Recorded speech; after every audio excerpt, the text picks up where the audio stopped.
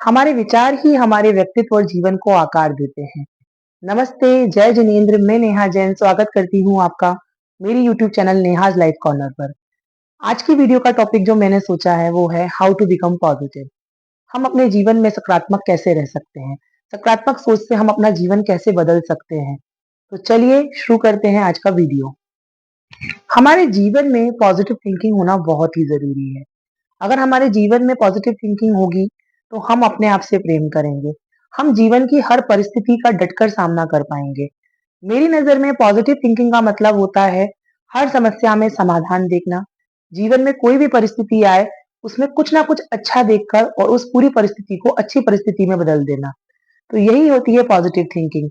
आजकल का जो जमाना है, हम लोगों को आसपास इतनी नेगेटिविटी देखने को मिलती है। आजकल आसपास इतने क्राइम्स हो रहे हैं, इतनी बीमारियां, इतना सब कुछ, इतनी महामारियां फैल रही हैं, इतने एक्सीडेंट्स 2025 में देखने को मिले। तो बहुत मुश्किल हो जाता है ऐसे सारे वातावरण में अपने आप को पॉजिटिव रखना। पर हम लोगों को कोशिश करना पड़ेगा, क्योंकि इन सब का प्रभाव जो है वो हमारे जीवन में बहुत नेगेटिवली पड़ता है। तो मैं आज की वीडियो में आपको कुछ ऐसे पॉइंट्स जो है वो आपके साथ में शेयर करूंगी, जिससे आपको अपने जीवन में सकारात्मकता डेवलप करने में बहुत हेल्प मिलेगी, पॉजिटिविटी आएगी आपकी लाइफ में। तो मेरी वीडियो में अंत तक बने रहें। आशा करती हूँ कि पूरी वीडियो देखने के बाद में आपको अपने जीवन में पॉजिटिविटी लाने में बहुत ज्यादा मदद मिलेगी। चलिए शुरू करते हैं। सबसे पहली और इम्पोर्टेंट जो प्रैक्टिस है वो है कृतज्ञता का अभ्यास। कृतज्ञता मतलब होता है धन्यवाद देना, थैंकफुल होना, अपने जीवन के लिए थैंकफुल होना। हम अपने लाइफ में जो भी छोटी चीजें हैं, हमारे आसपास जो लोग हैं, हमारे पास परिवार है, हमारे पास साफ वातावरण है, हमारे पास में एक अच्छा समाज है रहने के लिए, हमारे पास में अच्छे टीचर्स हैं हमको पढ़ाने के लिए, हमारे पास में वो अच्छे लोग हैं जो परेशानी में हमारा साथ देते हैं। तो हमें उन सब चीजों के लिए थैंकफुल होना चाहिए। अपनी शुरुआत, दिन की शुरुआत जो है, हमें ग्रेटिट्यूड से ही करना चाहिए। मान रहे हैं आजकल की भागती दौड़ती जिंदगी में उतना समय हमारे पास नहीं होता कि हम बैठकर आधे घंटे ये सोच सकें या अलग से उन लोगों के लिए टाइम निकाल सकें, उन चीजों के लिए टाइम निकाल सकें। लेकिन हम 2 मिनट तो कम से कम, जब हम अपना पलंग से उठते हैं और कदम जमीन पे रखते हैं, तो हमको उस दौरान ही उस ईश्वर को धन्यवाद देना चाहिए कि हे ईश्वर, मुझे आपने आज का दिन दिया, मैं आपका बहुत धन्यवाद देता हूँ। और मैं विश्वास से आज का दिन जो है वो अपना सफल बना के रहूंगा, अपने जीवन में कुछ अच्छा ऐड करके रहूंगा। बहुत सी बार क्या होता है कि हम कुछ बड़ा पाने के आशा में छोटी चीजों को वैल्यू करना ही भूल जाते हैं। और एक नेगेटिविटी का बीज अगर आपने अपने दिन की शुरुआत में अपनी सोच के अंदर डाल लिया, तो वो कब पेड़ बन जाएगा और कब आपके जीवन को पूरा नकारात्मक कर देगा, आपको पता ही नहीं चलेगा। इसीलिए सबसे पहली और इम्पोर्टेंट प्रैक्टिस है कि आपको सुबह उठते से ही कोई भी 2-5 चीजें आप अपना नियम बना लीजिए, 5 चीजों के लिए धन्यवाद दीजिए ही दीजिए। और अगर आपके पास समय है तो आप अपना एक डायरी मेंटेन कर सकते हैं और उसमें तारीख डालिए और समय डालिए और उसके बाद में इस तरह से शुरुआत कीजिए, हे ईश्वर, मैं बहुत आपका आभारी हूँ कि आपने मुझे ये दिया। मेरे पास अच्छे माता पिता हैं, मेरे पास प्यार करने वाले लोग हैं, मेरे पास अच्छी संतान है, मेरे पास अच्छे टीचर्स हैं।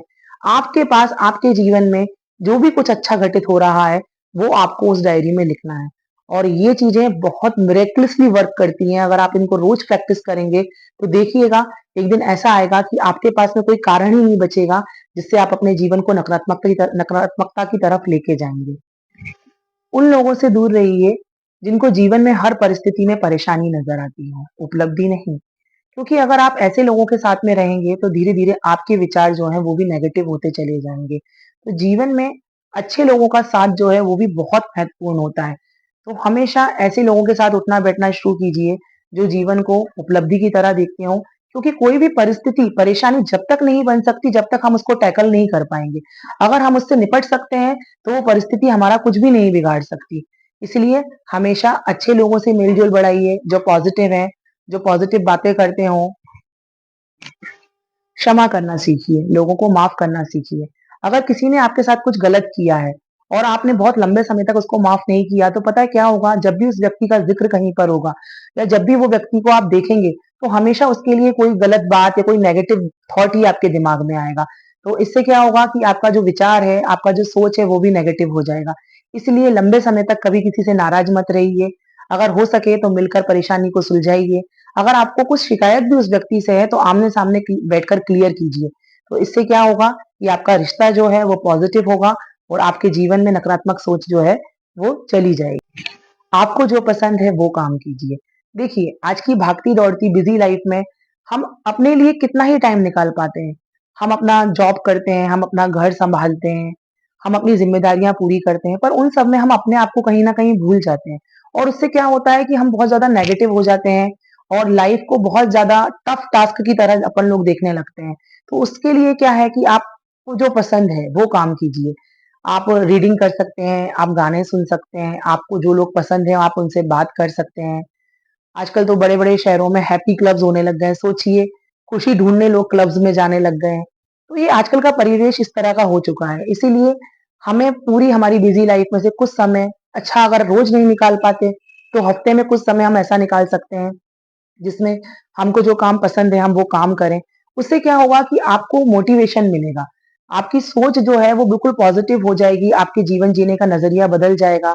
आप जिन चीज़ों से झुँझला रहे थे शायद हो सकता है उनको आपको उनसे प्यार भी हो जाए।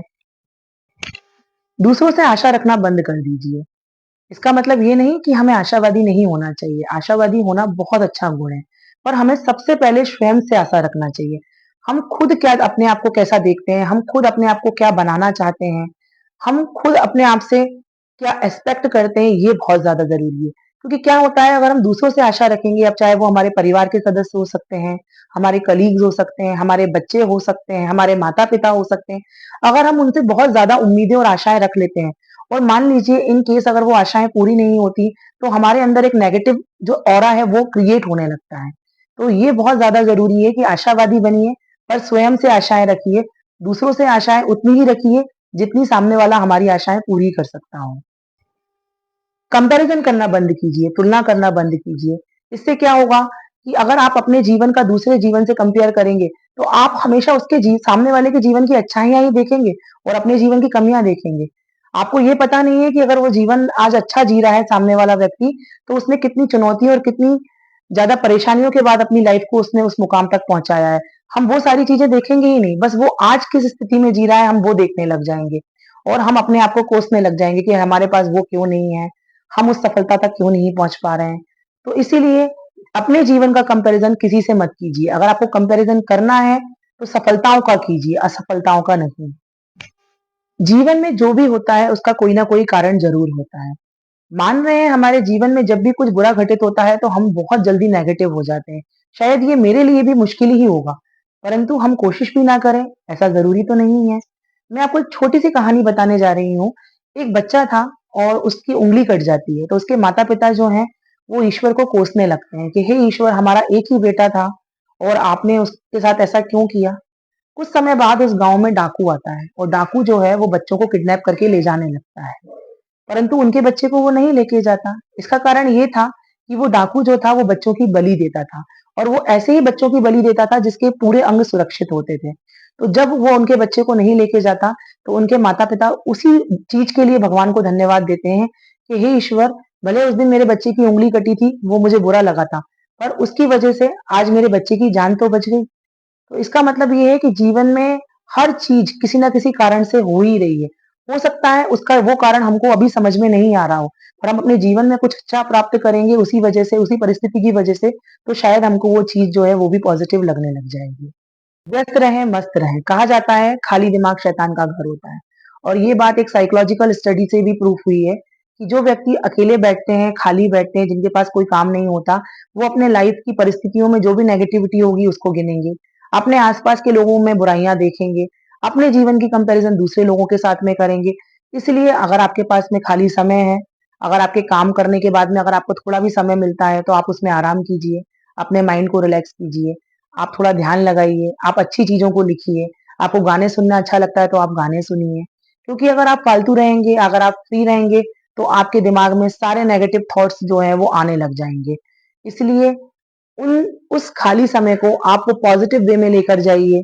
अगर आपके जीवन में मान लीजिए अगर कहीं पर भी नेगेटिविटी आती है, तो आपको कुछ नहीं करना है, 1 सेकंड अपने आप को रोकना है, अपने दिमाग को आपको ये सिग्नल देना है कि अगर मैंने इस नेगेटिव थॉट को लूप में चला दिया, तो मैं दिन के अंत तक बहुत ज़्यादा टॉक्सिक हो जाऊँगा।